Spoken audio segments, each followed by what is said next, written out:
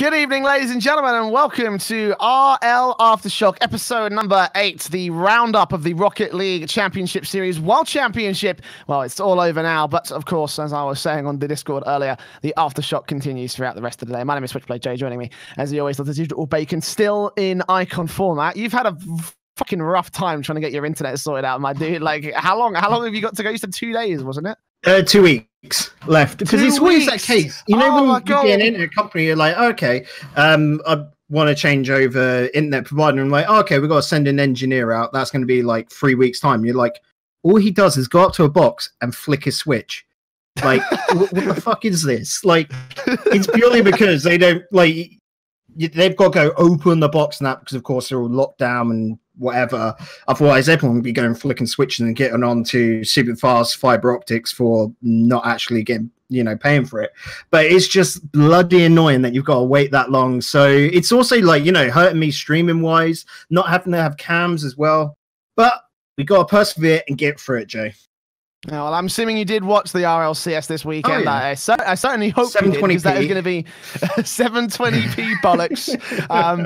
Yeah, we are going to be wrapping up the entire Rocket League World Championship LAN finals that were passed this past weekend at the very top of the show. So make sure you stay tuned for that in the last half an hour. And of course, make sure you're also following the podcast on all of its regular platforms at RLAfterShock on Twitter and anchor.fm/RLAfterShock to subscribe to the Spotify, Google Podcasts, and other platforms of the audio version. But before we get into the World Championship, we have a few things that still went down this week, including a very, very big news announcement. Obviously, last year at the end of the RLCS, we had Eleague come out and say they're going to do a Rocket League Cup, and they've done the exact same thing this year. The 2018 edition has been announced. It's pretty much almost the same get up, $150,000 essentially up for grabs for the top teams, and I imagine it's also going to be based on the invites of the best team that's showed up at this past weekend at the LAN.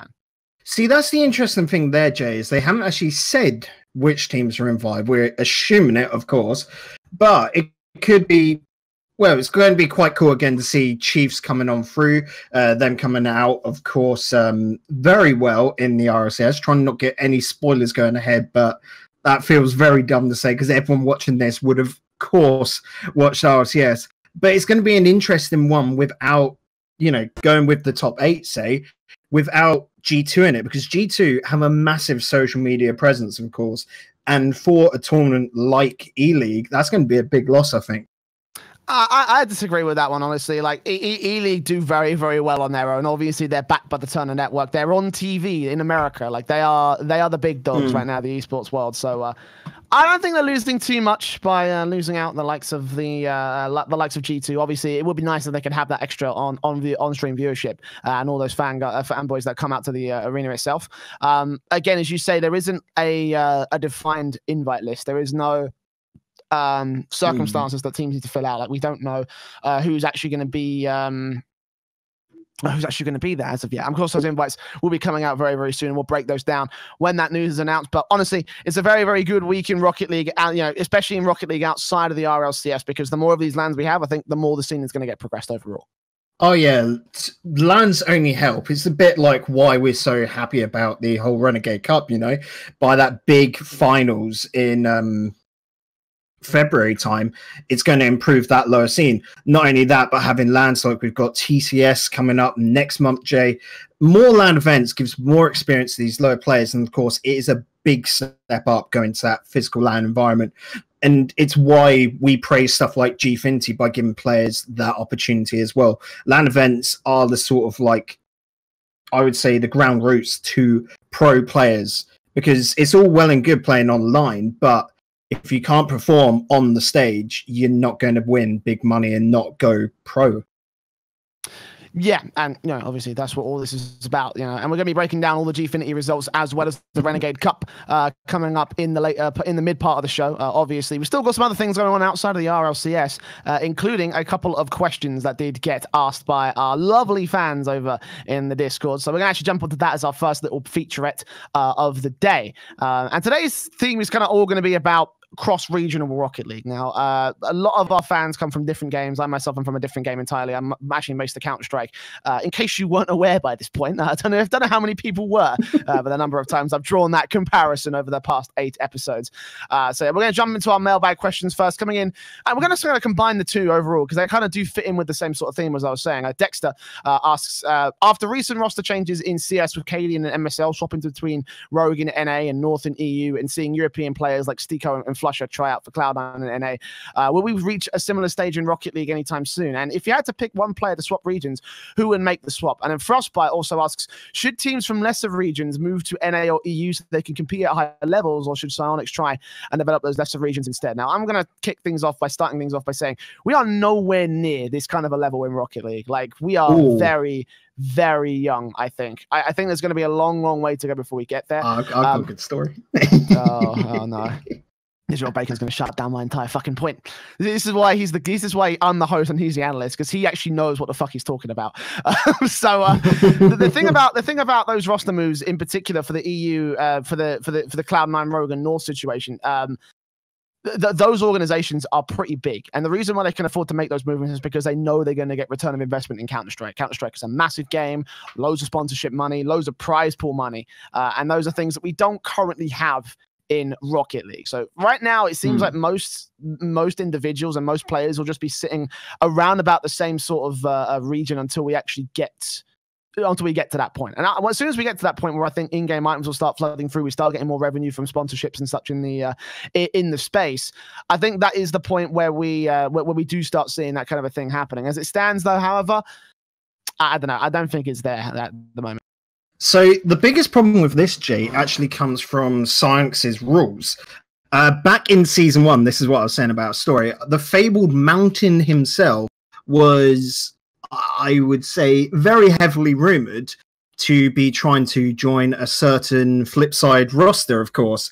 If anyone doesn't know, after the first RLCS, Mike Rules left the team.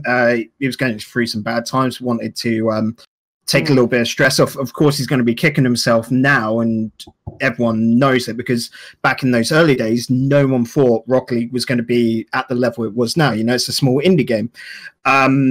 But the guys at Flipside saw the potential, saw all the makings for a great esports, and were trying to actually push to get Kronovi over to Europe, essentially, to join his two teammates, Cooksir and Marky, and be on a European squad. They were trying to set up essentially the strongest team ever. And Psyonix pretty much shut it down because European players play in EU, NA players play in NA. They didn't want to, muddle the two. It's a bit like to the second point of, I think the best thing for Chiefs or Tainted Minds would be literally to do a bit like what Renegades do in CS and move their team from OCE all the way over to NA and get them playing in the NA tournaments. But the rules are there on the Psyonix basically saying, no, you've got to stay to your segregated regions, which is a bit of a bummer, because we've even seen some of these Asian teams at the moment. There was talks about an Asian squad about a year ago when they were coming through, where they could have moved. They had a backer who was thinking about moving them over to NA as well. So you would have an NA Asian squad, but the rules didn't allow them to. I wasn't even ready to get pissed off this episode. Like, holy shit, that's fucking absurd. What?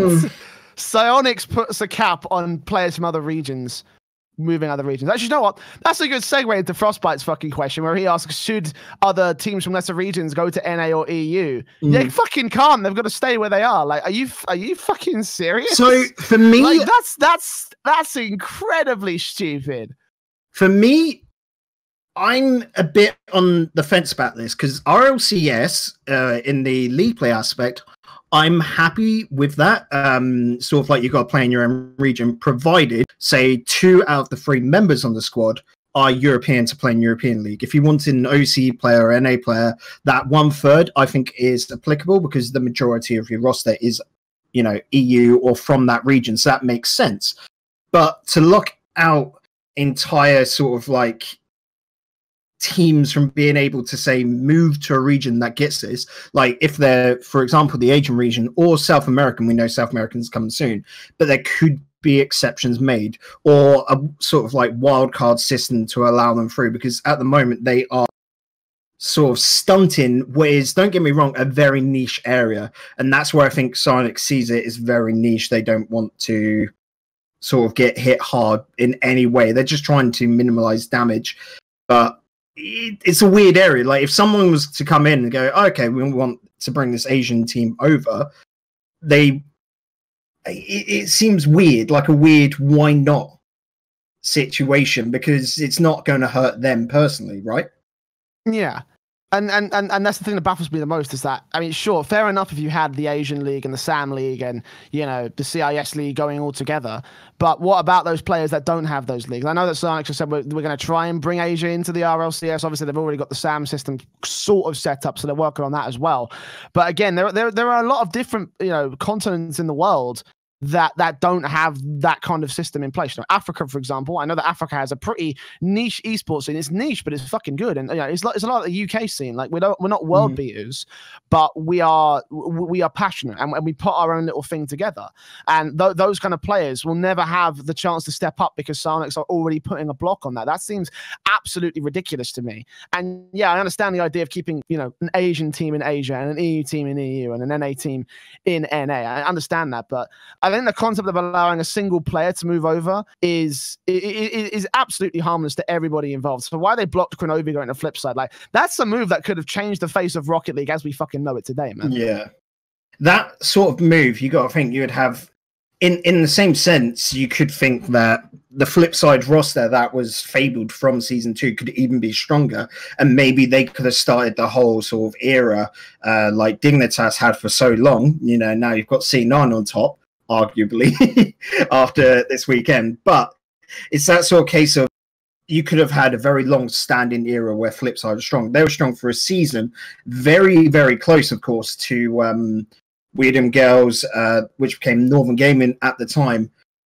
It just all feels like by locking down those roster swaps, like I said, you make it flexible by saying one of your 3 squad members can be from a different region. That makes sense to sort of lock it down to a region, but to not allow it, I feel hurts the game, especially when we're in an era now. Let's just say, for whatever reason, I was going to say Cloud9, but let's say Dignitas, after coming second in RLCS LAN, suddenly go, okay, Gimmick at LAN was nuts. We're sorry, Violent Panda, but we want to bring Gimmick on to replace him. I just saying, it's for an example, you say Violent Panda because he was easily the fucking weak link for Dignitas this weekend. But more to come later on. The whole Dignitas were a weak link this weekend, but we can talk about that later, I think. But yeah, it's just that case of bringing in that one player, I think, would merge and actually make the whole scene a bit more hype. Because if you think a lot of viewers to esports not only follow teams but largely follow players. When that player changes squad, they'll follow them over and support them. You got to think, for a lot of NA viewers, which we saw from LAN, were quite biased. That's just how the NA crowd is. EU always seems to be very much you know, you cheer for your team and then you give a respectful clap. NA just goes absolutely bonkers for their own team, but then sort of like they like their rivalries. That's essentially it. They like having an opposition. They like an enemy, which isn't bad because they're passionate about their own team. And if you look at, I think it's merch, NA is definitely the largest reason for merch sales and all of that. So a player moving over from NA to EU could bolster a team. You got to think like Dignitas bringing on an NA player could give more character to their squad. Same could be said for Flipside, because of course a lot of esports, it's all about marketing, essentially, esports, and stories make up a good part of that. So bringing in players from other regions could make it even more exciting. Yeah, especially with like Dignitas obviously being, you know, obviously being a North American organization right now at the moment, obviously owned by the 76ers. So they've got that NA ground. That kind of little extra connection to home is something that could possibly, you know, as you say, boost the profile of that team. And again, if they brought in someone like Gimmick, it's like, well, now you've got a pretty baller play style, you know, because EU and NA very clearly played two different games when it comes to Rocket League. If you combine that together, then suddenly you've got the cracking for another dynasty, essentially, in Rocket League, because the latest one has just come to an end. So, you know, and that's a point I think going into the future might end up benefiting the game more than anything else. So if that's allowed to continue unhindered, and if we're allowed to see like players move between regions, and an Asian player compete on an EU team or an EU player compete on an NA team, and vice versa, etc., then if that goes unhindered, then certainly that should be, then that should be allowed to go unhindered. That's for lesser regions. Like certainly Sonics to try and develop those and give kind of parity to everybody else. If you're going to implement a rule like that, you need to make sure that everyone has parity. And right now, Sonics don't seem like they have the patience or the resources to do that right now. Well, you say patience. I don't think patience is the correct term for it. I think in the opposite way, they're too cautious. They don't want to make big risks with essentially their baby Rocket League, so they're not willing to put themselves in any way close to a risk. That's why they locked down this, be very strict to their rules. I say they're strict to their rules when it came around to RLCS. The whole debacle of players leaving before the end of the match so the stats can't get recorded. They're meant to get fines for that, and from what I have heard, no player has received a fine just yet. But that's what I'm saying. Like, they're too lenient with their rules, but they are strict with certain rules which don't need to be there. Great example of this was back in season 3, I think it was. I can't remember the name of the team. I think it was Existence at the time, but that had Kivo on the roster. Kivo being a Moroccan player, and Morocco is a North African country, isn't it? I do believe. Yeah. So he wasn't eligible for EU RLCS. His two teammates were from EU. Kivo always played on EU servers because I was closest to him, but they got the way, if you can remember, and they were disallowed their spot. That's why we had the 4-way round robin to make up that last spot, which Calno's got in the end. Do you believe it's Calno's? Was it Red Eyes? Jesus, this is old Rocket League, but essentially, you are delving into the fucking history books for this one. Like, you're dusting off some serious. But the point is that they'd lost out a team that had such great potential and got there really, really well. But if this is a problem, Sonic should have straight up through Smash.gg noticed it straight away. For them to let it linger that long and then cut it out after they had already been, told they've got their spot. Yeah, it's a weird case. I don't want to bag on Sonics, of course, because I love the game, love everything about it, but it's just like these little niggly annoyances, essentially. Yeah, and that's kind of Rocket League's big problems at the moment. Niggly annoyances, just like, please, Psyonix, fix. But to close out the topic as well, obviously Dexter did ask, if you had to pick one player to swap region, who would you make the swap? So Bacon, I'm going to ask you real quick. Anyone that jumps out on the page immediately, or is this something that needs a bit more of a bit more of a thought? After LAN, Drippy. Do you know what? Actually, that's not a fucking bad shout. Actually, I would love to see Drippy. Don't get me wrong. Drippy is the captain of the team, of course, and if he was to leave, it would hurt. But I think a team, say PSG at the moment doesn't have a strong captain role. I think they've got Ferrer, who's the captain, and I don't think he's strong enough. And I'm not saying to replace Ferrer. It could be Chaucet. I wouldn't say Fruity. I think he had a standout performance at the LAN. He's been good all season. But a team like that, where they had a strong captain in, PSG, not only with their social media presence, but of course their name, PSG, bringing in an OC player would be massive, and they could spin that marketing-wise amazingly.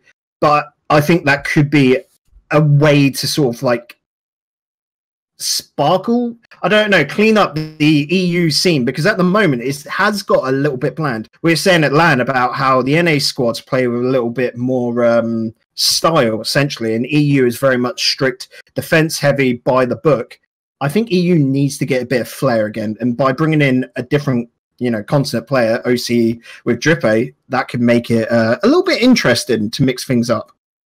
Yeah, I was going to suggest something along that similar line. I wasn't going to suggest Drippe in particular, but I was going to suggest some NA player moving over to the to the EU region. Mostly looking at G2 actually, because obviously that roster as a whole, as talented as it is, it's kind of not been working out, especially on LAN, where it's like you need to get things done on LAN. Like they've just been, you know, flat out. Let's not talk about teams not doing good at LAN just yet, because Jesus, this weekend a couple of them. Oh my god, like fuck me.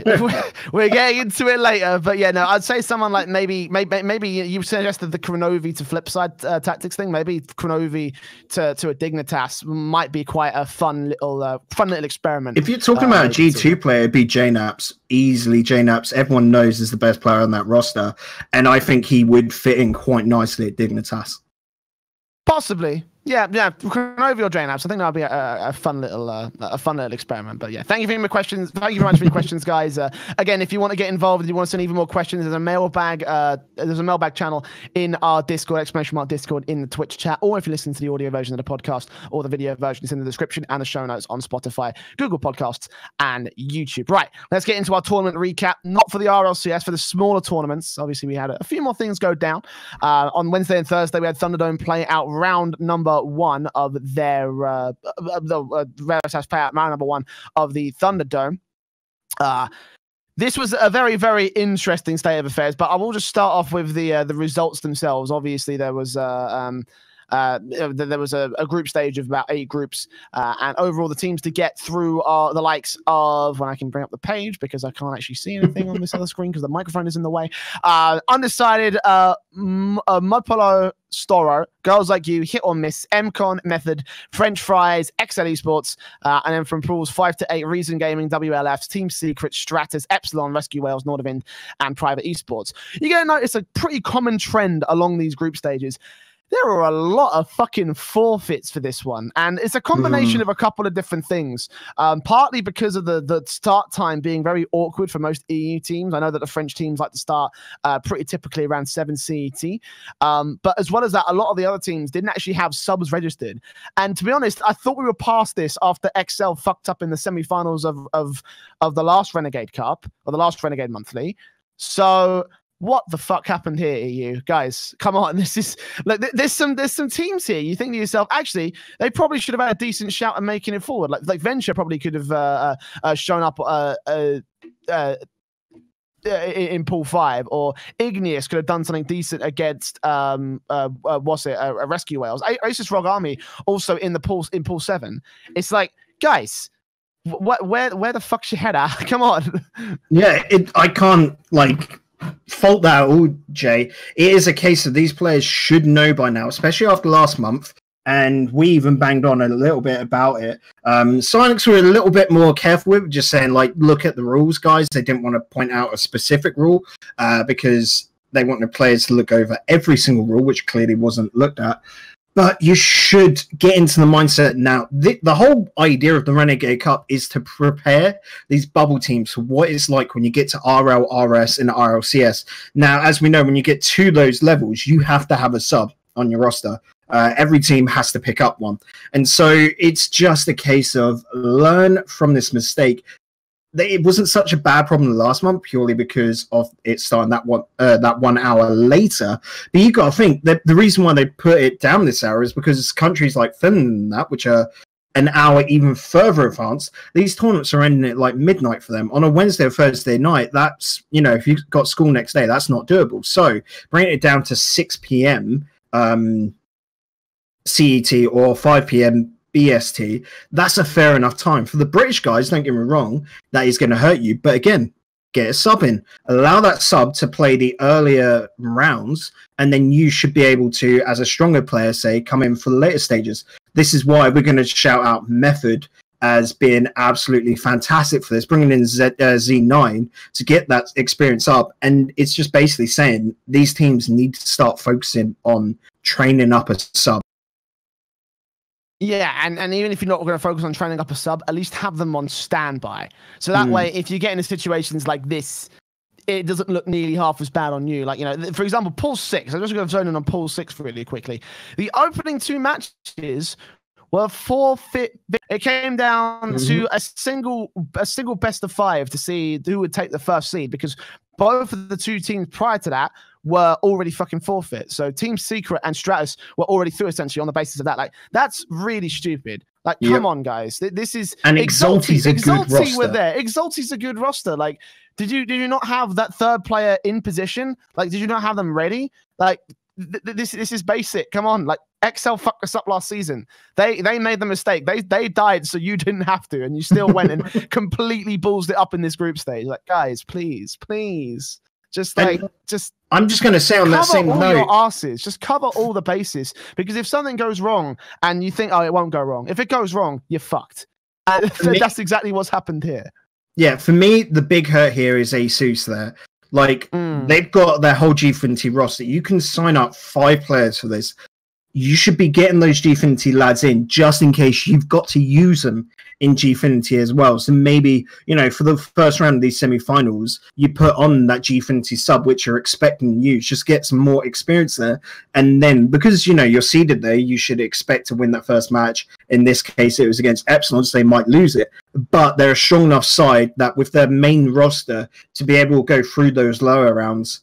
I'm looking at Rescue Wales, which is hashtag as well, because that group, that pool 7 was bloody stacked, we have to say.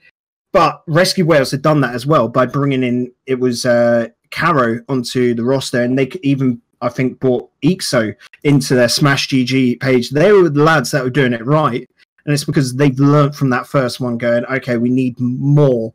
And the lads of Rescue Wales are smart. We have to give them that. Yeah, like, you know, we were watching them for the past couple of weeks on Gfinity, so those guys are doing great. That group, that group was also a bit awkwardly seeded, which is something I want to talk about as well. I think the seeding was a little bit off. A lot of it in this first round. I'm not sure if that has anything to do with awkward upset results in the qualifiers, or like what happened there. So it is all down to qualifiers. They did 2 qualifiers. Top 16 from each qualifier goes through. We've now learnt this, so any orgs that are putting on a Renegade Cup going forward, do 4 qualifiers, please, and take 8 from each, because otherwise you just get some stacked sort of groups like this. Basically, basically think of it like you're trying to an hourglass or whatever, by having a bigger hole, whatever, for the sand to go through. It's all just going to flood through, and it's not going to be as fine or whatever. A filter is the best term for it there, essentially. I'm trying to go too big on the metaphor here, Jay, but you want to filter these teams down, because seeding is massively important, especially like when we've seen there. Okay, ASUS is a bit of a outlier to this point, admittedly, but if ASUS did field a team that day, losing Rescue Wales or Epsilon or ASUS from that first round is a big loss. Yeah, and it was going to be a big loss at the end of the day, because we probably would have lost ROG Army. Like, we probably would have lost ASUS at the end of that one. And again, if they pulled off the upset, then, you know, all the same for Epsilon and Rescue Wales. Like, fucking hell, you know, like that's not how this group stage should have gone at all. No offense to Igneous, obviously, but you probably are like the one outlier of the three of the best teams that we have right now in this bracket. Igneous is a good team, actually, by the way. Vrixon, Nix, and Calzafi, but it's just not as good as Rescue Wales or Epsilon. Yeah, that's it. They don't have such a seasoned team which everyone knows of. That's just your difference. And Igneous is going to be one of the teams that will grow from the Renegades Cup, but we don't expect to see them in the last weeks anyway, you know? Yeah, all right then. Well, that is the Renegade Cup. Essentially, round 1 is completely over. Again, the coming few days, we'll see round 2, where obviously our 32 teams have been cut down to 16. We've got 4 groups. Again, the same sort of format as the original monthly from Rocket Baguette. So roughly the same sort of format. Everything should be all about the same. From that side of things. So let's move on to the Elite Series. Obviously, we skipped the Elite Series last week because we were doing the Pick'em show and we wanted to focus exclusively on the RLCS predictions.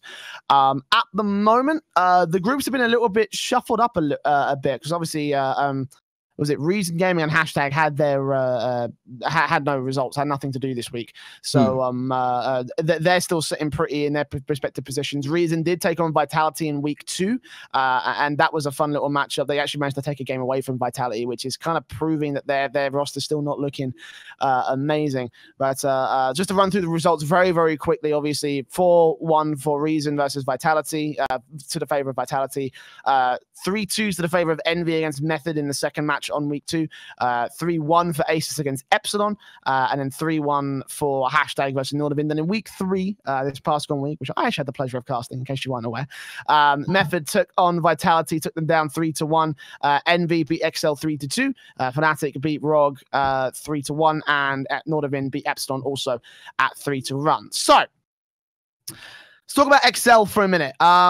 We were hyping this team up quite a lot coming out of the RLRS because they were on the upward trajectory. They were looking quite good. It was like, okay, these boys, right, they struggled in the start of the season. They're still not looking amazing, but they're looking better than where they were at. And then since then, they've come into the Elite Series, and they have absolutely shit the bed making. It's not even... I'm going to say here, I don't wholeheartedly agree with that. Purely because the first week they're going up against Method and Nuts. It's a full roster. You know, it is what it is. This week they had 2 subs. They had McLovin, which is their official sub, replacing Marky, and then Breezy, one of the Gfinity drafts, replacing Podex. So they were playing with, you know, when only one of your players, Niels, is off that main roster, and the other 2 haven't really had that experience. Albeit McLovin did play in, I think it was this week, for XL, replacing Podex there because Podex was over in America with a whole Dignitas bootcamp thing. But it's still that point of they're a different team essentially. There's not the same 3 players. There's not even 2 from that main roster. So XL, if they had won this week, I'd have been majorly surprised. So for them to go 3-2 was good for them, but Envy's result there was all off the back of Ocelon, who was playing nuts, wasn't he? I'd also leave a little bit of blame on McLovin. I know he's going to hate me for this because earlier today he was like saying your casting's fucking sick, so you should definitely be back on Gfinity. So sorry, dude, but you also did shit the bed on that particular series. Like, holy crap! He started off well. Obviously, that first victory was like, but in partly him and Niels Cook. And Niels Cook, like, it must suck for him having to try and carry a lot of the time for the XL side, because he has been, I think, the consistent good point for this squad over the past few months. And again, especially in that series, like, if you take a look at his stats, I wish we had the Octane stats up on screen. Unfortunately, they weren't released when I put these assets together. Like, they're just... Like, it sucks so much for Niels Cook because he is actually a really, really good talent. And it doesn't help the fact you have 2 stand-ins all the time and your team, you know, there's commitment issues around XL. We don't know whether they actually still want to be competing in certain cases. Like, yeah, like, again, I'm starting to lose faith in XL again, and I don't really want to. I don't want to question if they want to compete, Jay, because I feel they do. The end of the RLRS season sort of proved that with their resurgence. For me, they don't have a finisher on that roster. McLovin has sort of changed his playstyle back when he was playing on Placebo, now Nordavind. He was very much a weird finisher in the sense of he would just get into his opponent's grill. Now he's playing a lot more standardized, and it's actually Podex on that main roster anyway, who is the finisher for XL. So not having that finisher be the one that's having to be subbed out anyway, Marky Duda, in my opinion, is the one which, if you had to sub one of them, it'd be him. Just because he plays a very anchor role, which can be filled and changed. But Podex, without him, that team, they don't get as many goals, really. You just look at it from their standing points. They got 3 goals in the first game, 1, then 4 goals, and then nothing in the last game. Their wins were essentially breakouts where they had essentially pressured their opponents and Envy couldn't counter it. Maybe they was just duff games to them, but they need a finisher on their team. Yeah, the team composition has not worked for a while for XL, and it's not the only team struggling from that problem, actually. Nordavind were a team that I heavily criticized on the desk this weekend. I don't know if you were watching, Bacon, but I gave them some shit. I gave them some real big shit. But I'll give credit where it's due, you know. Like I slammed Data pretty hard on the desk. I was like, I don't think they're a good fit for this team. I said that Nordavind have struggled since they dropped McLovin. But against Epsilon this week, who are also they're an inconsistent team of their own right. But you know, Nordavind were actually looking like a team more than anything else. Like they were actually looking like they had a level of quality that was there. Essentially, it's just a few little things they need to work on. I'm not sure about the firepower overall, and again, I'm not 100% convinced by Data, but he had a good series. And also my notes here, actually, let me have a look. Who was the other standout player? Oh yeah, God Smiller. God Smiller was fucking insane. Week. He was absolutely godlike. Yeah, with Nordavind, I think I said it right at the back when with the announcements. They're not a team that are going to show early sort of signs of growth. Their results in RLRS are good for their level at the moment. They're starting to come on through in Gfin. I don't expect them to come out on top of their group. I expect them to get one of those 2 playoff spots, maybe. That might be upset because Hashtag has actually done nuts, and I think they're in a solid with 2 wins out of the 4. I think they've got that promotion spot locked in, or to go into the next round spot locked in. So basically, they're Nordavind are fighting up against like Fnatic, which haven't looked amazingly strong, to be honest, or ASUS. But Nordavind by next RLRS, I think are going to be nuts. Data is such a solid player. These lads just need to work out together, and Nordavind don't seem to be a team that are in here for this one season of Gfinity. They're going to be trying to harbor this team for a long time. Yeah, which is quite surprising actually, because we were talking about what was it, a couple of weeks ago, how Nordavind they have their like little Nordic team, or the team from Norway, who was it Schmookly? Yeah, Schmookly was the name of it, and they're not quite that sort of like big unit. We were talking about maybe they wanted to pick them for the sake of pick them up for the sake of regions, essentially. But if they're here to stay with this particular squad, I think actually Nordavind could go quite a long way. Again, I'm still saying I have a little bit of faith has been restored in this roster. So I'm hoping that next season will be a decent RLRS run. I'm hoping this season they can actually post very good results on the Gfinity Elite Series. I think that is a good shout. They'll probably be able to make it to the round of 6. Whether they make it out of the round of 6 is another question entirely. I think they have a chance to do it, but they still have to work on a couple of different things. Yeah, I'm just looking at this now, and Nordavind have got their work cut out of them. Arguably, of course, it's all opinion, but Group A in Gfinity is a lot harder than Group B. I'd say just the stronger teams. You say that, but the bottom 3 teams are all tied up on the points. So yeah, that's it. That's what I'm saying. It's all opinion. Essentially, like Excel at the moment, the only team to go straight 2-0 on losses, and you know, Excel are a decent roster. It's just all opinion based. So going up my point was to be in that round of 6, Nordavind going up against their opponents. Yeah, it could be a hard one to predict. We might have to do a little mini pick'ems for that and see how bad we do this time as well. Oh God, please! We've got that coming up later in the show. So like, you know, don't spoil the surprise for the people. Yeah. Let's talk about Epsilon as well. Obviously, they took on Nordavind. This team is so inconsistent, man. Like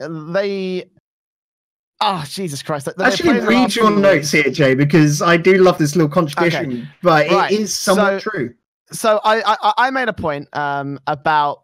So my notes on this on Nordavind, sorry, on Epsilon, was that they just seem to be getting it done online. You know, like the Thunderdome qualifiers, they're all right. They just got out of round 1. They're moving on to round 2. They're going to make top 16 of a Renegade Monthly again.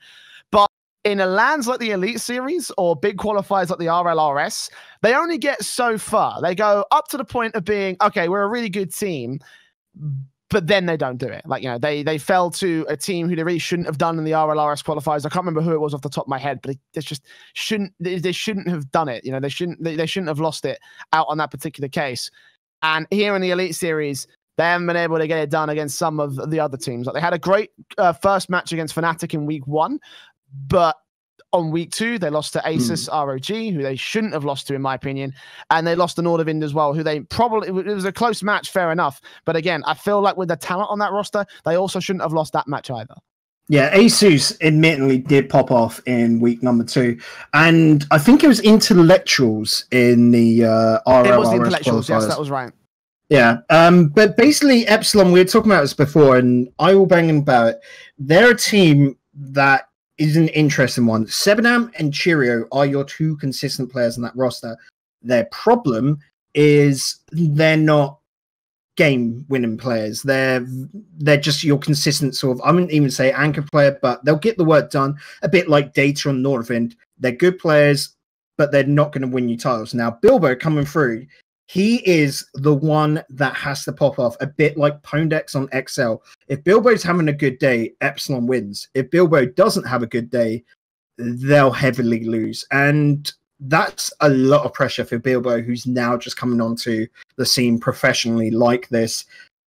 I hope Bilbo's a fantastic player. I hope he does good, but it's a lot of pressure on him, Jay. And I don't. The best way that this could be fixed is to get rid of either Sebadam or Cheerio and get someone that could be a bit more of a game winner, someone with a little bit more flair, someone that could score goals a lot more freely. But I like Sebadam and Cheerio together, so it's a really hard situation for them. It's just Bilbo's got to have that time putting into him. Epsilon have to stick with this roster because by next RLRS, this could be something special. I don't know. I'm not convinced, unfortunately. Like, again, these bloody well I'm convinced. Sorry, I'm just going to go. I picked up as well, Randstand, the Paris Game Show, they 4-0'd their way to victory against Get Wigglytuff, which is Fairy Peak, Mount, Nexo, 2/3 of the Vitality Gfinity roster. Kawaii Kiwis, which is Itachi and Hello with Crashy. And then Exalti is the other team. Itachi and Hello are fantastic. Fairy Peak, Mount, Nexa, nuts. And Epsilon 4-0'd 3 games in a row to win it at LAN. It is just on the day how they're feeling. And that's the problem. On the day, on the day, how are they doing on that particular day? And that's when my issue with Epsilon comes in. It's just the fact that they're not consistent at all. I could predict them to go incredibly. I could predict them to if they're in a world championship bracket, I could predict them to go all the way through the top of the bracket, win the whole fucking thing. But I could also predict them to lose both of their opening matches, and you could probably make a decent argument for both of those cases. Like, you know, this side is just. It's so inconsistent, and that's the big problem. They've got the highest of highs, but also the lowest of the lows out of anyone I've seen in all of Rocket League. And even just to like take a look at that Randstad Games thing, like sure they beat Get Wigglytuff, but you've also got Fairy Peak, Mount, and Nexo. Nexo, who is playing with Vitality on the Elite Series, but Fairy Peak himself is still looking like a bit of an awkward player. Like he's still not to his kind of same sort of level of form that he was back when he was making the grand finals of the RLCS. You know? Yeah, definitely. And it's a hard one. We'll just have to see how this roster goes, Jay. Like I said, they've got the makings for something special, but with that same inconsistency means they can bottom out, which Sebadam, I've got no worries about. He's going to be in the mainstay of this sort of level for a long time. I don't see him leaving Gfinity until the very end of it. I don't see him... The worst that he could do is become an RLCS sub-player. You know, it's that sort of level. But the other two, Cheerio, I'm worried after the whole... He did fantastic at Endpoint, and then he seems to have just bottomed out each season afterwards. Bilbo is the one that's coming onto the scene now as a main player, you know, as a Gfinity draftee beforehand, but now this is his big time to shine. And I don't want him to lose out on an opportunity because they've just had a rough couple of months. You know, they're very high and low. The Paris Game Show wasn't as big as Gfinity, you know, in that sort of sense. So, yeah, they can win there against, like I said, Fairy Peak and that. But if they bottom out Gfinity, I don't want that to hurt him because Bilbo's a fantastic player. He just needs 2 fantastic players to be playing with to be able to shine. There's too much... Like, I'm being harsh to Sebadam Jiri there, it sounds like. But what I mean is that he cannot be the pivot of the team, if that makes sense. He cannot be... that flip side point. He needs to be able to have another player to fall back on. It's a bit like, you know, in CS where you've got those AWPers that then just go to the AK and let someone else pick up. Bilbo doesn't have that option in his team. Yeah, and it would suck if he kind of had his chance wasted, because he is the starter for this roster. He is a very, very good player. Again, I'm just not sure how this team works out as a whole, which is my main problem for Epsilon. But we'll move on from that. Again, only the next few weeks we'll be able to tell. In week 4, actually, we don't actually have the fixtures for week 4 yet, so we'll find that out as the weeks roll on. We've got a week break from Gfinity anyway, so it's all right. They'll get a bit of a chance to coach themselves through. Yeah. Let's talk about EnVyUs for a little bit, because this is a roster or a team, an organization that we were coming into the Elite Series thinking to ourselves, this is definitely EnVy's, as a brand, EnVy's last time in the Elite Series. They're playing out the end of the year contract, and then they're going to vacate and move to North America. That's always been their plan. Obviously, that's how the main roster got dropped. We know about that. They've also dropped rosters in CS, in, I think, Vainglory as well. They had an EU roster, which was also moved over to North America because they're moving all their operations overseas. So when this roster was thrown together, we were like, there's probably nothing going to get done about it. The original academy team, so maybe they could do something, maybe they could throw up some decent results, but I imagine the mentality in that camp was probably a little bit weak coming into the season. That said, though, they've shown up quite a lot of success over the course of their group. This past week, they took on XL, who obviously have some caveats of their own, but Envy also, I believe they had a sub. No, they didn't actually have a sub this week, excuse me. Yeah, there's still some sort of like ups and downs about that particular result, but they were able to beat XL 3-2. They were able to beat Method 3-2, which is the big result for me as well. That's the massive one. Yeah, that's the big one right now for EnVyUs. And although it did lose to Reason Gaming, another ragtag group of people who just thrown together at the last second, you know, that match could have gone either way. For EnVyUs, they've had some very, very good results the last 2 weeks. Yeah, Envy's in a weird spot. Unfortunately for players, like we said, the writing's on the wall that Envy will be leaving EU, and this is them sticking in GFIN because of contractual reasons. You would imagine at the end of this season, they'll drop out of Gfinity because they don't have to be in it anymore, and then go over to EU. Whether they pick up an EU, I'd imagine RLRS team, because they don't seem to want to invest into an RLCS team, but being RLCS, obviously, I'd imagine they'd pick up a stronger RLRS NA team next season. But for these players, it's a weird one, because I'm just going to straight out pick out Mout here. He is a fantastic player, but he can never get onto an RLCS team, which I think he's at that caliber of RLCS. But a bit like Bilbo in this case, he's got a lot of inconsistency about him. So he's in a weird place for teams. And Envy has been a great point, because he has been on that roster for every season of GFIN. And it's going to be sad for him to lose that opportunity. Maybe a new all comes in and picks up those guys. Because remember, it was Mount, Ocelon, and Waffle beforehand. So Winther coming in, picked up, of course, because his two teammates like playing with him, brought him on. But they're in a weird case, these three from Envy, because they don't play together outside of GFIN, really. They might scrim together and play a little bit online, but they don't sign up for the Renegade Cups. They'll quite often, well, like get Wigglytuff in the Paris Games stuff. Mout likes playing with, you know, Nexo and Fairy Peak and K-Dot. He doesn't really play with many other players apart from those Frenchies, and that's worrying for me for his future, you know? Yeah, he is one of those players that has a lot to prove, and you know, he has had some really good showings in the past. You know, I was actually recently putting together I was starting to put together my portfolio for the year, my show reel, and I went back to the EU 1K Cup. You remember that from Rival Esports? And he was playing with like Fairy Peak and Scrub Killer. Smiley face. Yeah, the smiley face side. Like he was absolutely killing it. Like he was doing some really, really good work. He, as you say, you know, he's an RLCS potential player. It's just a case of proving it in the same sort of way that Bilbo has to prove it on the Epsilon side. And I'm not, again, you know, for EnVyUs, they have had some really good results, but unfortunately for Mal, it has been Ocelon stealing the show. He has been stealing the show mega amounts. Against Method, he was absolutely popping off against the XL side. He was also one of those players who were like, oh my god, he is just knocking every single ball out of the ballpark. Like, it's not even funny. He was insane this past week. Arsenal is going to be a hot pickup for RLRS coming into this next season because, you know, we're sort of coming into the transfer period, and Arsenal, with all these performances, he is such a solid, good player. He is going to be a hot pickup for these teams, whether it's, you know, one of the top 4 already wanting to make themselves stronger, you know, fighting over him, because a bit like with RLCS and the picking up for Vitality of Scrub Killer is like, well, we've got to pick him up because we don't want anyone else to pick him up because he's that good a player, you know, that you're gonna hunt him and basically want him for yourself.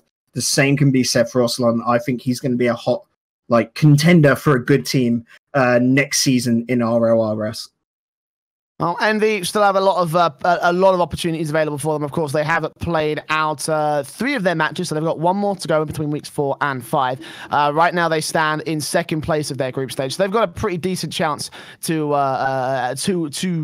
claim one of those top 3 spots. So I think things are looking up for Envious, and I do hope that even after Envy the roster, the brand do leave the Elite Series, I hope they do get picked up by somebody else to keep competing on LAN and possibly go further into something in the RLRS possibly. So let's talk about #United next. Another team who have been on a serious upward trajectory now. Obviously, this team were pretty baller coming into this season. Obviously, led up by Doomsy, who we had on last week. Obviously, he's currently suffering injuries from RSI. But Rafro, JQ, Ixo, these boys have been fucking killing it as the Rescue Whales. And obviously, we saw that firsthand during the Grand Prix. They had a really good run. They've also just made it out of the round 1 for the Thunderdome. We obviously just pulled that into a light. So, you know, as an unorganization roster, they're doing fucking fantastic. And then coming into this squad for #United, they have been destroying their group. Yeah, which is quite funny because speaking to Ryan, it was like a case of before the Gfinity season, it was all about picking him up because it's good for Brandon. And they were like, oh, which team you're with now, we want to pick you guys up because you just put in a solid performance, because a lot of Gfinity is about that sort of branding. You know, you look good with the Turtle Beach headsets and all of that, but for them to also be able to put on amazing performances, I think this also comes down to Doomsy not being able to play, so he's being more of that coach to the team, a bit like how Gregham really bumped up the Vitality roster when they initially got together, you know, back on the Freaky days. I think this has been nuts for them, and of course is the big breakthrough for Rafro. JKP's been around the bubble scene for ages, yes, but Rafro is the big one to come through with this, and Ixo as well. These 2 lads are nuts impressive. I sound like I'm putting JKP down because he's been putting the work, don't get me wrong, but for me it's been Rafro who's been stepping up and been absolutely impressive. Yeah, he's been mind-boggling this season. Yeah, Rafro is baller. Like I've said it for a while. Obviously, I'll lay my cards on the table. I'm pretty good friends with Rafro ever since he was a sub for Nordavind. But whenever he was on Nordavind, he was doing really, really good work. And here on the hashtag side, like he's been putting in the work once again. You know, he wasn't always the big sort of. I think the key thing about Rafro is that in his series he doesn't always post the biggest numbers. He doesn't always post on the most shots per game or the most goals per game, but he is a very, very good anchor player that you can play around. He gets usually a number of assists whenever hashtag end up winning. He's usually involved in most of the goals in some manner of fashion. If not, he has taken a couple of goals of his own. So having him to round out that roster overall with Ixo, who's proven to be a really, really good talent, and Jakey Poo, who's also been proven to be a really, really good talent, this roster is going places. I'm calling it right now. Yeah, that is it. Ixo so far has been your main sort of showman, you know, the star player with all the goals and all of that. But Jakey Poo and Rafro do very nicely in a sense of they're 2 anchor players that will swap. They're the 2 that rotate with each other upfield and back in defense. So it feels when they're playing to their play style perfectly, they're such a solid squad that can pass around each other. Almost reminiscent, I would say, of Red Reserve, Jay, in that sort of sense, right? I can actually see that comparison's sake. Yeah, actually, no, yeah, I can see where you come from with that because, as you say, they're sort of very interchangeable and they work really well with their chemistry, and that's something as well for hashtag. Another point that I make a point about is their chemistry in passing plays and team plays. Like they have some, and that's not what I was expecting from this squad. Again, you know, they were great as the Rescue Whales, but they were still a mixed team at the time coming into this. There was still some questions about that, and shit, man. They're just it's just one more layer onto the building stack of just awesome that is the hashtag United squad. Yeah, and that's good, of course, because last season the hashtag didn't really put on the best performance. As we all know, that hashtag United's focus is FIFA. Let's just face it, FIFA, and a little bit more into Street Fighter, because they're more of one of those lad orgs. You know, hashtag initially started as an actual football team that were putting their videos on YouTube and naturally made that conversion over to FIFA, and that's their main bread and butter. So having a Rocket League team that's grown and putting on performance is great for them, because it also expands out the media presence of Rocket League into more different areas. Yeah, and that was obviously a great thing for the Rocket League scene, but just, you know, obviously I'm a purist. I only focus on the teams and how well they're doing. And again, for hashtag, this is fucking fantastic. Like, this is absolutely incredible. And again, they as you were saying earlier, I'm pretty sure they guaranteed to be at the top of their table. They've still got week 4 and 5 to go, so there's a chance they'll be able to fall down. But at the very least, I'm pretty sure they're going to make top 3. They've made it through, Yeah, they're going to be able to make top 3 of their group, and then they're going to move on to the playoffs, which again is where the real fun begins. So again, make sure you tune into the to RLAfterShock to find out more about that in the coming few weeks when that does eventually roll around. So to close out the Gfinity Elite Series, we're going to talk about Vitality real quick, because I didn't actually add this in the show notes. I added this last second because they're still looking a little bit shaky. Right now, they're at 3 points, a 1-1 on the board. We talked about them potentially having some really close series against Method on Saturday, and we were like, okay, this is going to be a big motherfucker match. Like, this is probably the best 2 teams in the group, and then they shit the bed. So, well, again, that shit the bed. It's a bit like I was making the defense for XL. Pashi was replaced by Junior. Junior's a good player, don't get me wrong, but he's not that main roster. Again, we all know that Nexo's on the team because Scrub Killer's 15. He's not 16. You have to be 16 playing Gfinity. So Fairy Peak's the only one of that main roster on the team. And Fairy Peak hasn't been looking so hot, has he really? I think that's what we should talk about, the shakiness, is what's been going on with Fairy Peak. That's a bit of an awkward one more than anything else, because during the Method series, he was actually one of the only players performing.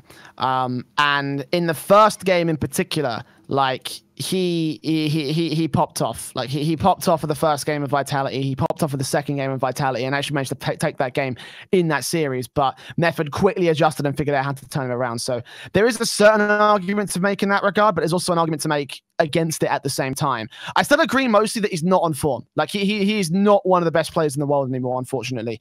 And it's hurting Vitality as a result. Even when they swapped out their subs, you'd expect them to be pretty weakened. But we focused on him. We were talking, right, he needs to step up. He needs to step up. And Gregan's got a lot of faith in Junior, so he really needs to step up and prove his worth right now. And neither of those two things happened. Again, I don't want to hark on Junior too much because he only had one opportunity, and the pressure was on him. But yeah, Fairy Peak continues to be quite a disappointing element of the Vitality squad. Yeah, for me, I think Fairy Peak is going to probably one of the players swapping next season. I'd imagine him staying in RLCS, don't get me wrong, but I can see him swapping teams. So I feel he needs a bit of like a shake-up, you know? Yeah, a shake-up is pretty much exactly what I was going to talk. Was what I was going to say. I think Fairy Peak probably. We were talking about it in the RLCS discussions, and we will say it again. I think this is probably his last season on Vitality. Like, they've been on the upward trajectory, but he's the one element that's just remained at that same level, you know? Yeah, it's been just a season where he couldn't get anything going. And like you said, it's just him not being at that same level he used to be. I think he's still got that. He can get even better, but the current roster of Vitality just seemingly not hitting the mark. Maybe our expectations are too high. I don't know, Jay, because, the other teams in RLCS have been popping off this season.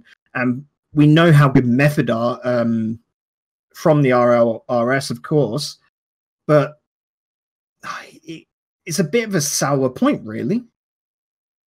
No, I mean, it's not a fun thing to talk about. Let's put it that way. Again, because I think the problem with Vitality and the reason why we're harking on them so much is because they were a hype team coming into this season. We were like, right, okay, these guys are going to blow the fucking roof off the entire Rocket League scene. And I don't think the 1K Cup helped with that, to be honest. Just because of how it was like, right, Scrub Killer's coming in. He's going to be part of the RLCS. He's probably going to be on Vitality. What's this? He's playing a mixed team with Fairy Peak. They fucking dominate the lower bracket. They shit on Dignitas for the bracket reset. They lose to Dignitas and go second place. But, everyone was saying Rocket League changed today. Rocket League changed today. It didn't change much at all, guys. Like, it changed in the sense we've introduced a new star player to this roster, but it also means we've lost one of the original star players, it seems like. And, again, just by comparison's sake of where Vitality stand right now versus where they should be standing, it's a disappointment. So right now they're sitting on 4th place in their group. The only team they're ahead of is XL, who, as we've already talked about exactly how they're doing at the moment, and currently still behind against Reason Gaming by a single game at the moment. So if they can keep their form, if they can try and keep things going, then Renault Vitality will have a bit of a fun time, I think, trying to keep alive in Group A. But one thing we have to remember as well, I'm just going to say, is that Renault Vitality are still in RLCS. They don't seem to be an org that wants to leave GFIN anytime soon.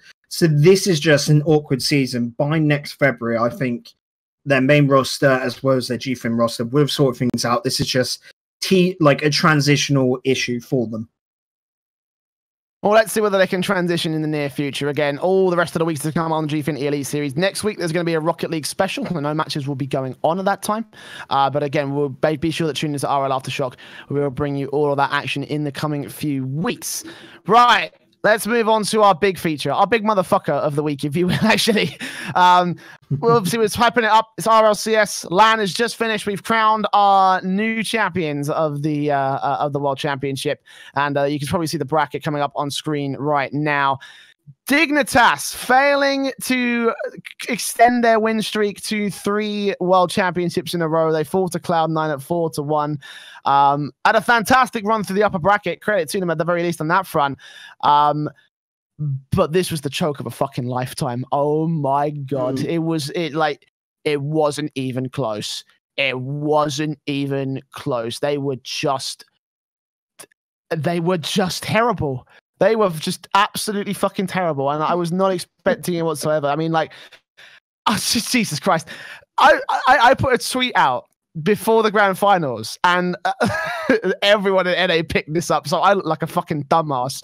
But I said something about, wait, hang on, let me bring up did I link it in? I didn't. Okay, but either way, I said, all of your NA scrubs and your belief. If you think Cloud9 could beat Dignitas, you're mad. And that did not age well at all, to say the least. Like, just fuck, man. Like, what happened here? Just what happened here? So, and I'm just going to say, at the start of the day against Weedham Girls, they looked good, Dignitas. It was just them not showing up for that last match. They just could not get their flow going. Cloud9, I will say, massively impressive, considering how many games they had to play today. It's the first time a team has lost their very first match, against Weedham Girls back on the first day, and then every single match they've had to win from there onwards, and of course coming out on top in the finals and winning it, which is absolutely nuts. But it almost seemed like we should be talking about the opposite way around, because Dignitas looked tired. They didn't seem all there. They were very slow. It's almost like, they were drunk or something. It was weird. Yeah, like I literally don't even know what to say about it. Like, it literally, like, they were all looking fucking terrible. Like legitimately, like oh my God, I'm quite pissed off about it, to be honest. Because, like, Jay, this was my point. Can you remember I was saying Dignitas have to lose before the finals? I did say this. And this was my point. They were overconfident, I think, going into this, expecting Cloud9 to be a walkover, considering their results to that point. EG put up a very, very good fight. EG played very, very well this LAN. Chiefs, unfortunately, took them out. But they were not expecting Cloud9 to put in the performance they did. Cloud9 played their style game perfectly. Yeah, they did. And again, Dignitas just kind of didn't throughout the course of the LAN, like, especially against NA teams. Now, they faced 2 NA teams in the bracket. Once against Evil Geniuses, as you said. That match went 3-2. Now, I don't know if you've been following the storylines that everyone's been posting about, but everyone says Dignitas are the most perfect team that Rocket League have ever seen. So this is a point I wanted to sort of like bring to the forefront. Their greatest rivals seem to be North America.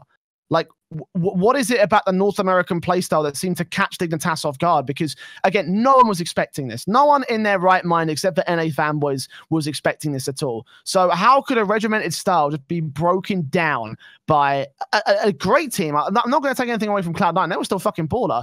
But how did this end up happening, not only against Cloud9, but also Evil Geniuses? So NA plays, the best way they say is flashy, you know, a little bit more style. Like I said earlier, EU plays very much by the book. So it's these unexpected plays. Like EU plays very much defense focused, NA plays very much attacking focused. So it's that change up where Dignitas has not had to deal with it for, well, let's take November all the way back to June for the last Worlds, essentially, because no international event happened in between, did it? Unless you count the 2v2 Universal Open. I don't count the 2v2. You don't count that because it's a different game mode. Tournament. Fuck it to hell. Sorry. Oh no, I like the Universal Open. I just have to say that they're 2 different game modes, and the structure of 2v2 and 3v3 is completely different. So for that length of time, for them not to have experienced an NA team apart from scrims when they go over there, this is one of the big reasons why Rocket League needs more events, more LAN events, more international competitions. Yeah, these 2 regions can go up against each other, because at the moment they're getting way too much set in their own styles. And I will say it now, in comparison, NA Rocket League is a lot more interesting and fun to watch. EU for me this season has been a little bit stale, apart from, you know, me looking at analytically going, oh, that's very good defense. But defense is not interesting to watch. It's always those squishy goals. That's why Cloud9 was so hyped to watch in the finals and throughout the whole of LAN. Yeah, and that kind of hype is what brought them to the forefront in the end against Dignitas. And I do believe that the grand finals could have gone much further, though. I still believe that Dignitas probably, if they had shown up, then this would have been a grand final to rival the last season. Again, not to take anything away from Cloud9, you know, that they performed fucking great. They, you know, Torment was being Torment, Squishy was being Squishy. They fucking blew the whole roof off the arena every time they scored a goal, every time they did something absolutely insane against Dignitas. And Dignitas just struggled to counteract for it, even to the point where a clip got trending on Twitter, not Twitter, on Reddit, sorry, of a replay of the screens from one of the style goals that I think Squishy scored. And you just see fucking, as soon as it goes forward, like Turbo raises his hand, he fucking smashed his fist down on the table. Like, they were getting frustrated, very, very frustrated during the course of that series.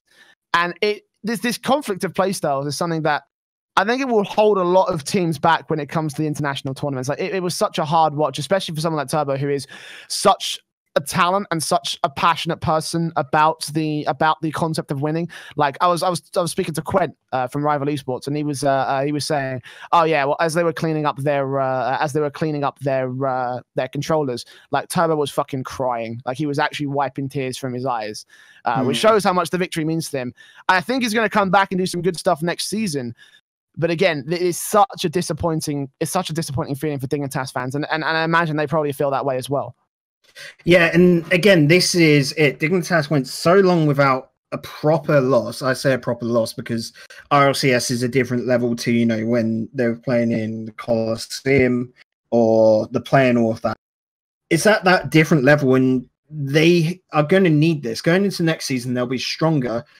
But this is also why I said I wanted them to lose into the semis, so that they had to regain that drive. They've got to learn defeat, because as soon as they went up against a super tough opponent in Cloud9, they didn't know how to adjust again. They had sort of like lost that way of thinking, you know? Yeah, they lost the spark that made them the greatest team that Rocket League has ever seen. So I'm not sure what the future holds for Dignitas. There have been some rumors flying around that because of that altercation between Turbo and Violent Panda after he smashed his fist. I don't know if you saw the clip breaking, but like Panda tried to reach his hand over towards Turbo, and Turbo just shoved him away. And so I think that apparently I'm hearing he said something like "fuck off, you prick." To his teammate, which is a bit like, ouch. That's all speculation. That's all rumor. That's all things I've heard. I haven't got boots on the ground, so I can verify any of that shit. But if that would break up a team, that's dumb. I'm going to say, because I said that as well. As soon as I heard it, I hope that doesn't break up the team. But tensions might end up mounting for Dignitas. I'm not sure what's going on in their line of thing. I'm hoping in an ideal world. That's in an ideal world, that's just sort of like, okay, this is a loss on our record. It's fine. We came in unprepared. We very clearly weren't ready for Cloud9's playstyle, and you come back next season and try and kill it all over again. Because up until this point, Dignitas were white hot. They were untouchable by anyone in the scene. Yeah, and just my instant thoughts there, Jay, is just like, if that sort of is enough to knock you out of your groove, you need to sort of grow up, and that does worry me for the state of Rocket League, because the clear example, and we'll use CS again because it's one that I've been talking about ages, it as well. If you can't start watching IAM Chicago this weekend. I thought you were watching RLCS this weekend. I watched both at the same time, dude. IAM was just muted. On 240p. But in that scene, if you're the player on the team that loses that game, quite often you'll be blanked for a week if it was clearly you not performing. Now, they can take that, and they're just near enough. They use it as a drive to get better, because you've got to now completely get out of your funk, because you need to stay on this roster. You want to improve and make sure that you're not making those mistakes. That sort of thing needs to happen here. Turbo didn't show up. Violent Panda didn't show up. And to a degree, K-Dot didn't show up. I think on the first 2 days, K-Dot was fucking amazing, but that last day he didn't show up as well. The whole of Dignitas is for that loss. I mean, to me, I think there's a bit more blame to be shared on Violent Panda more than anything else, because when Dignitas were looking good, and when they were looking like, okay, this is a team that can be reckoned with, it was Turbo and K-Dot. Violent Panda was always late to rotations. He was always a little bit off on the passing play. He was just couldn't quite get his accuracy together, even when he was past the wars. And it was a very frustrating swarm of Rocket League to watch. Something I'm not really used to saying about Dignitas. When I talk about frustrating teams, I'm usually talking about a team that has a lot of potential. I'm going to call them out, in fact, right here, right now. Like Silent Gaming, for example, and TCS. Like we do that every single week. They're a team that is frustrating to watch because they're almost there. They're almost there, and they're just... there's just one small element, it seems, from being able to get those accurate shots, being able to get those passing plays together. I expect that from that kind of a level. I wasn't expecting that from Dignitas here. And again, I feel like a part of that, a decent chunk of the blame, not all of it, as you say, all of Dignitas fucked up. But for a small part of it, I think the weak link for me had to be Violent. Yeah, for me, it came down to Violent Panda being a little bit too slow that day. Turbo, clearly his anger, his frustration got the better of him, because he started to do way too many solo plays, started to not really hit the mark. And of course, when you get angry, you don't have a clear head for those situations. Probably wasn't listening to what Panda says, because Panda is the sort of captain of the team. He'll be giving out, I'd say, instructions, like, passing plays, say leaving it, as that team does. And then K-Dot just was stuck in a very awkward ground. It was just it was the domino effect, one hits onto another, and it just keeps on tumbling. And that's what happened to Dignitas. And it surprised me massively, because in the very first one, the very first bracket of the grand final, in game number 4, so Cloud9 had won the first 3 games. Dignitas go and win game number 4, and I was like, okay, Dignitas have fixed it. And then Cloud9 just toppled them again. That was a real massive shocker for me. Yeah, shocks all around, I think, for everybody at the moment. And yeah, that scoreline does not lie. 4-1 for both of the series, and the bracket reset just like, fuck, man, the dynasty's dead. Well, technically, we talked about this last week. It's not a dynasty. We agreed it'd be a dynasty if they won this one, because then Dignitas would have won 3 in a row, a year and a half. The dynasty is prematurely cut short. Yeah, it never got to the dynasty level. It was literally one series off being able to be classed the dynasty. Well, yeah, Dignitas disappointing all of EU. I will say, however, I think EU overall did really good during the course of Worlds. You know, we have 2 teams in the top 4, of which NA had only one, obviously Cloud9, that won the whole thing. It's kind of counterbalancing that a little bit in Chiefs from OCE. And then looking into the top 6, we actually have 3 teams there versus NA who still only have 2. So, you know, I'd say overall EU had a great placing and still managed to beat out NA in that regards to the consistent scene. But yeah, let's talk about some other teams. In fact, let's just move away from the Cloud9 versus Dignitas thing, and let's talk about Weedham Girls and Flipside Tactics. Obviously, these are the boys who we were repping pretty hard. We were like, right, these are the hype sides. Flipside, first time that this name has been back at a LAN since season 3. If I recall correctly, yeah, the first time they've been back since season 3, and obviously they wanted to go ham, and I think they did. You know, they had a really good series against G2. It was a close one, 3-2 on that board, and then they lost to Dignitas, but they did take a game off Dignitas, which is something that not many teams during the course of the season were able to do at all. And then they fell to Cloud9 in the lower bracket in another close series. They almost derailed the entire run of North America right there and then.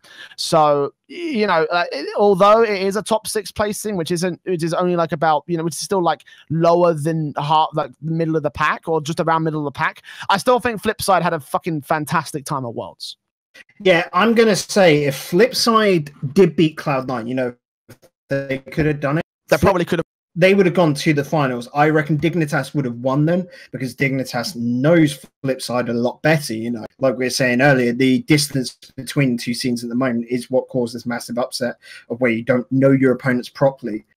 But Flipside would have got to finals. If not, they would have got to losers finals against Weedham Girls. Flipside just unfortunately had I don't know what, like the wrecking ball essentially, that was Cloud9 throughout the whole of this. They lost to Weedham Girls 3-2 again, a very close series there in day 1. And then after that, they just kept picking up momentum, taking down NRG, which was a super hard game for them again, because NRG had the upset from Chiefs and then Cloud9 was able to knock them down. NRG, 2 losses is just absolutely ridiculous for them. But then, yeah, it just kept going. Cloud9 were building up momentum as they're going after taking down Flipside 3-2, taking down Chiefs 3-1, and Chiefs, that was the weakest game they looked in. But again, when you're going up against stronger opponents, you're going to look weaker. And then Weedham Girls 4-2. And then just against Dignitas, it came to the perfect Cloud9. Yeah, you know, just Flipside was one of the victims that they kind of had to take them out along the way. Weedham Girls another one, however, throughout the course of the entire thing. I mean, technically, Weedham Girls already had the edge against Cloud9 in that first quarterfinal matchup. They actually beat them 3-2. So EU were looking fucking baller throughout the entire upper bracket, and obviously Weedham Girls just kind of missed the mark. Obviously Cloud9 bringing all that momentum, that fan favorite, that crowd hype behind them, beat the Weedham Girls side. But again, Weedham Girls completely organizationless, still able to get to LAN, still able to prop a fucking fantastic performance, claim top 3 in the world. Get $60,000 as well. That's get $60,000, which you don't have to split between an organization or any coaches. It's $20,000 a piece. Like, fuck, that's not even my year's salary. So, you know, congratulations, Weedham Girls. And Remco said it himself. He was out on Twitter after Weedham Girls went out, and he was like, mate, I'm so proud of how this has gone. He just literally tweeted proud. And you know what? I'm fucking proud of Weedham Girls as well. They have done amazing stuff to come back in this season. Bringing Ignite on was a fantastic idea, and for Remco as well, who is the only part of this roster that still remains a former world champion.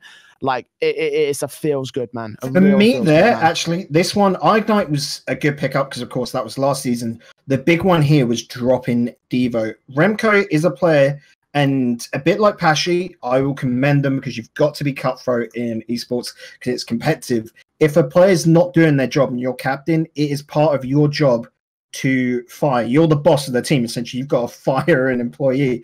It's not an easy decision to make, by the way. No, like, it's not. It's not. It hurts. But bringing in Metzenaris was fantastic because, of course, Metzenaris was the pickup.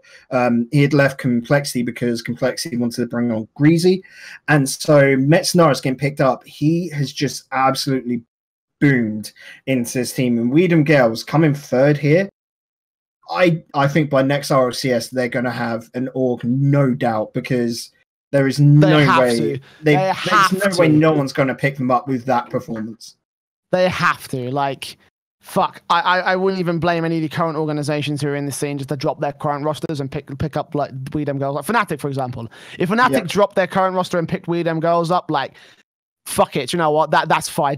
In my opinion, that's Fnatic's absolutely a British fine. org, and then having a British player again could be a big pull for them. You never know. Exactly. Orgs do think like that. You know, at the moment, Fnatic is entirely Danish, and they've, you know, boasted about that to some degree, but Fnatic aren't really a Danish org at all, are they? I mean, no, not at all. I mean, they have had that sort of like that presence in the Nordic scene, and they have had you know, they've had that sort of thing. But, you know, they are a British organization, and it would be quite nice if they had that British sort of roots in the Rocket League space. Again, having Ignite on their side would be amazing. And again, Fnatic are not a team or not an organization known for disappointing results. So, again, it wouldn't surprise me if Weedham Girls got picked up by them at the moment. So, I hope they get an organization. Again, I wish them nothing but the best in terms of that side of things. And, you know, it's 2 results on the marker for EU. That does absolutely fantastic stuff for the scene in the grand scale of World Rocket League. So let's talk about more World Rocket League in the form of OCE before we move on to our final sort of couple of topics, our Pick'em Challenge, the results of that. So OCE have had the best run that they have ever had in the entire of RLCS. The Chiefs made it all the way into the top 4. Tainted Minds didn't quite have the same sort of results. Obviously, they fell in at dead last. But you know, that was kind of expected. Obviously, the OCE region is pretty underdeveloped. It's only recently come into decent prominence.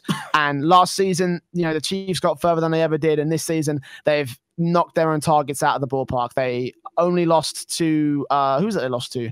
They only lost to Weedham Girls, who 3rd best team in the world, and Cloud9, 2nd best team in the world. Like, they're really fucking good. Like and again, this is a team that came in, they lost Jake, and we were like, okay, probably they're not going to have the same amount of firepower. They're not going to have the same sort of team form that they had last season. But they've outperformed everybody's expectations, in my opinion. Yeah, and Tainted Minds, we know they bottomed out, lost their first 2 games, but EG were playing phenomenal this LAN. You know, EG taking out PSG is a big example of that. And as well, going 3-2 against Dignitas in the earlier days. Admittedly, in that game, they didn't seem like they were too bothered about it, but EG was still pushing them, of course. And then it was against Cloud9, who, you know, Tainted Minds losing Cloud9. Looking back in this whole LAN, you would expect it. Cloud9 were the best team. I wouldn't say by far, but they put a massively strong case because they came out on top of everything, you know. So apart from that initial game against Weedham Girls, which they lost by 1 game in a best of 5, Tainted Minds did well. They got goals. You know, you look at the series against EG, they got 2 out of the 5 games, and then against Cloud9, they still put a strong contention. They lost the first game 2-0, lost the second game 4-1, and then that last game 4-2. But they had moments where they were showing and putting up a very good fight. It was just when Cloud9 pulled that little bit extra out of the bag, which you expect in the comparison between NA and OCE, don't you? Yeah, and for Tainted Minds, obviously they kind of drew the short end of the stick in the fact that they were facing against either Cloud9 or Weedham Girls, so they just, you know, a really bad showing for them, and obviously not the best. Again, they came close to beating Evil Geniuses, but it just wasn't to be in that case. So, you know, again, just one sort of blip, I think, on OCE's overall level. Again, I think they exceeded everybody's expectations in the world of Rocket League by going as far as the Chiefs did. Right. Let's move on to some of the losers of Worlds. Obviously, we had some positive thoughts. We've had some, you know, some negative thoughts about Dignitas as well. We've mostly focused on the positive side for Cloud9 and Weedham Girls, etc. But other than Dignitas, a few teams that I did want to highlight about the a few teams that I wanted to highlight in regards of low placings and the losers of the Worlds. G2 is one of them. Last season and last LAN, they had a very disappointing result, going out in 8th and 7th. Is it? Yeah, 8th, 7th? Yep. 10th, 9th, 8th, 7th. So they went out in 8th, 7th, only 1 place higher than last place. This time they've gone down into last place. And this is kind of surprising for me Because during the NA season and during the time that they spent over playing online during the last couple of months, like they were looking really, really good, and everyone expected them to go relatively far in this one. We didn't think that last season the LAN upset, a massive disappointment from G2 would come to fruition again. But it did, and it went much worse than I think everybody else expected. So I'm going to bundle 2 American teams together in this and do one long point, and then you'll probably pick up on the back end of it, Jay. But NRG and G2 were both massive disappointments for me. Yeah, that was NA actually my teams. second point on my notes. Yeah. So I was going to bring up NRG as well. So G2 for me had a fantastic league play, and then it was just NRG during those regional finals changed everything about. NRG went into the league play as 3rd, was it, or 4th? I can't remember. Let me just quickly tally up my head. 4th, actually, in league play. And then they just absolutely swept their way throughout the whole of the regionals. That's why I expected NRG to do very good here, because it was like league play, they had half-assed it, and then when regionals came around, they put on their NRG performance. G2, on the opposite hand, did very good throughout league play, got to the top 2 spot in league play and then in the regional finals, and then just got taken down by NRG. I thought G2 would have grown stronger from that loss and come into this very well. And G2 is normally a team that does fairly decently against American sides. And then again, as well, is a big hyped point of Cronovi and G2 don't lose the flip side. This was the first win for flip side against G2 in ages. And both those 2 teams bummed out of it. Don't get me wrong. NRG losing to Chiefs, and that was a massive upset. Well done, Chiefs there. But then Cloud9, we saw how Cloud9 goes. So that's like, in hindsight, okay, fair enough on that one. But NRG shouldn't have lost to Chiefs. I think we can all agree upon that. But G2, yeah, on the opposite that was hand, by far and away the most disappointing result, like for any one of the teams. Like for Chiefs, fantastic. NRG shouldn't have lost that match. Like nobody picked that. You know, even on our sheets, we had some really ballsy picks. None of us had that down. Like none of us said Chiefs over NRG. We were all right. NRG, fucking baller team. They've got their shit together. They're gonna go all the way and probably repeat in the grand finals against Dignitas. No. Absolutely shut down. And again, luck of the draw, happening up against Cloud9 again, which was a bit more. I can forgive that result a little bit more. But again, if it wasn't followed up, if it wasn't the follow up to the Chiefs thing, it was just, my God, NRG, how far have you fallen from grace? Yeah, and then G2, of course, like we said, the first loss against Flipside, you go, okay, that was a super close game. That G2 Flipside game is probably one of my highlights of the whole tournament. I'd say that's a fantastic one. If you didn't see it, guys, go watch that one back. But then against PSG, I was not expecting this at all. PSG coming into it, like I can see in notes, Jay, of course, and you saying you might disagree on this for me, them being losers. For me, they played better than what I expected. I expected PSG to bottom out of this entirely because of the whole caliber. You know, PSG was never going to go up against Tainted Minds, essentially. So that was the only team I could realistically see PSG beating in the whole of this. You know, from Pickham's, I thought Chiefs were going to beat PSG. And again, that's the closest sort of second beforehand anyway that you'd think that would go against, maybe EG. But PSG, they took down a very weak, a very poor G2 in this tournament. And then EG, like I said before, were playing nuts. They outdone expectations in this one, taking down PSG in a very close, again, the second best matchup, I think, of the entire tournament was that Evil Geniuses PSG one. And I don't know, PSG broke my expectations. Evil Geniuses broke my expectations. NRG, G2 were the ones I think did poorly. See, that argument there, and you know, that argument about Evil Geniuses exceeding your expectations of beating PSG is my exact reasoning as to why PSG kind of flopped in that case. Obviously, they had their struggles during the course of the season. And I thought they weren't going to make it far, but I thought they'd at least make it to round 3.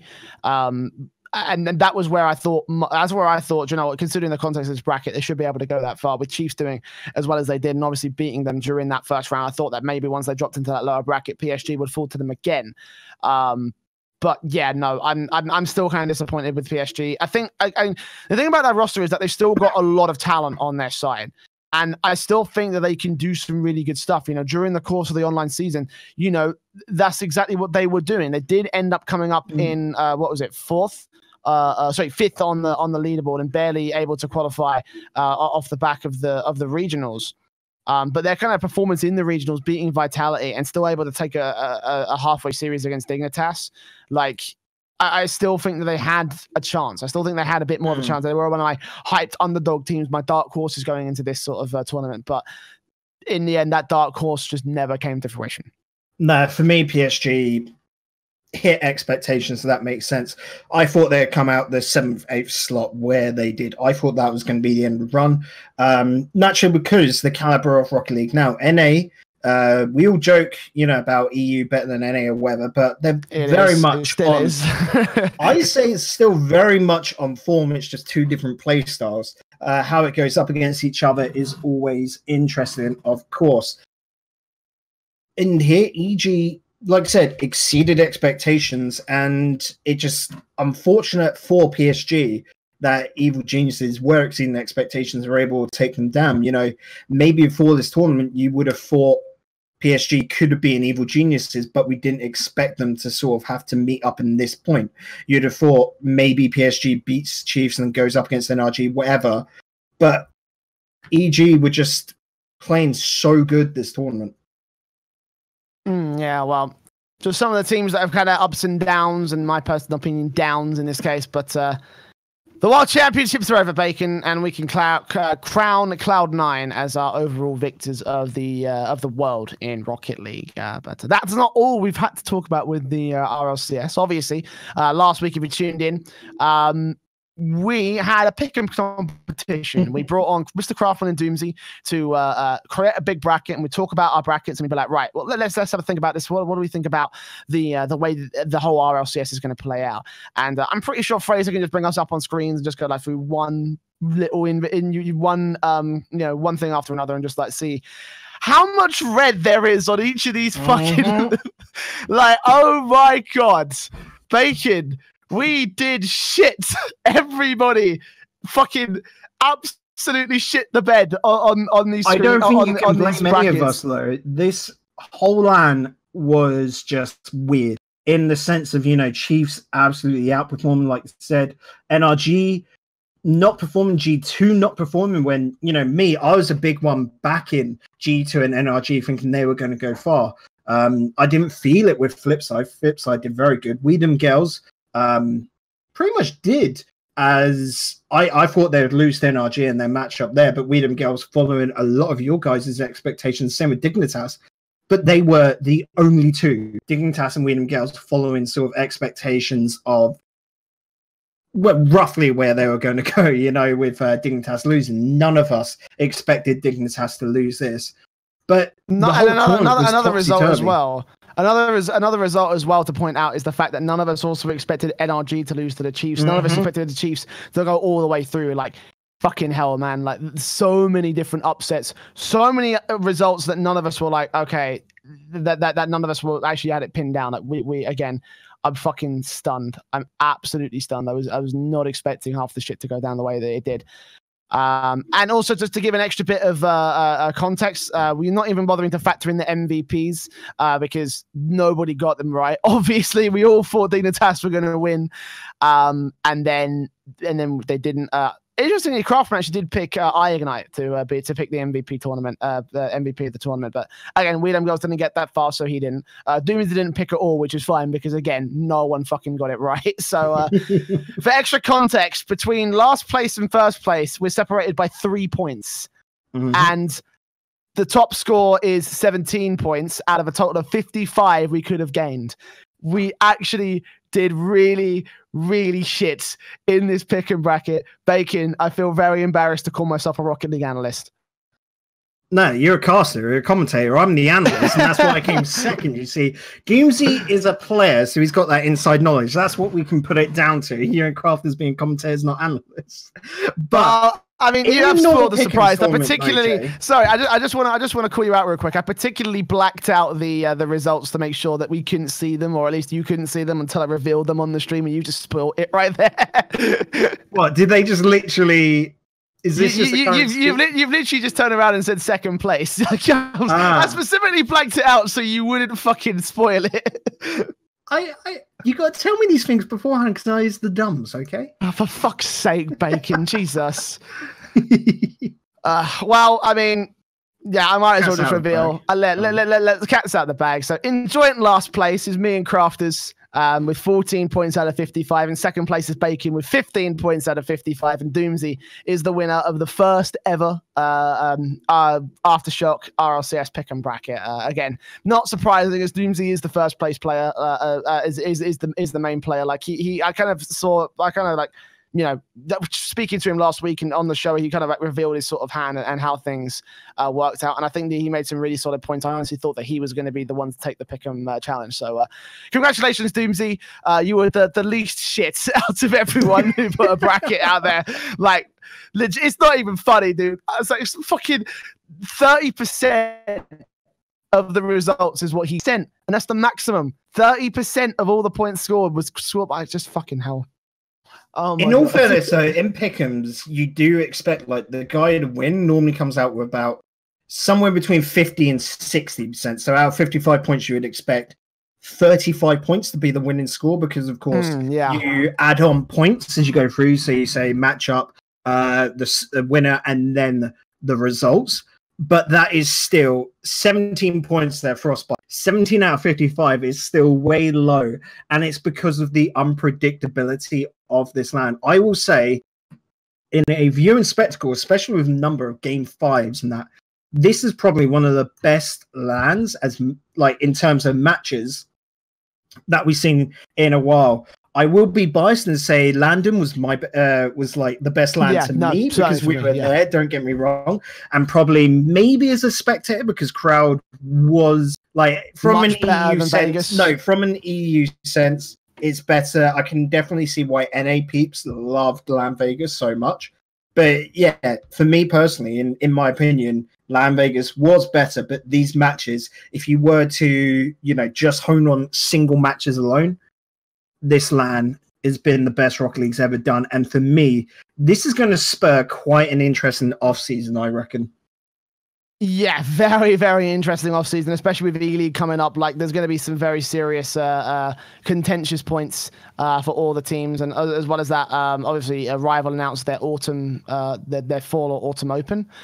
So they, so there's going to be a lot of like big teams that will be out there, and we'll be trying to see if they can vie for some online dominance as well. So, with all those cups going on, with all the various bits and pieces, I'm actually really kind of excited to see how the off season plays out. So GG on the RLCS. GG to Doomsy for winning the Pick'em challenge. Bad luck for all of us because obviously we scored so fucking low. But yeah, I've got to keep harping on that. Honestly, I'm on suicide watch as it stands, so I'm not going to make it any worse. So that's going to be it here for us at AfterShock. Once again, I want to thank you all for joining us here on the Twitch channel. If you've been watching live, or of course if you're watching through all of the standard social medias. We'll be back next Monday with even more action and mostly focusing on the Renegade Cup because Gfinity is not going to be on, and neither is the RLCS for obvious reasons.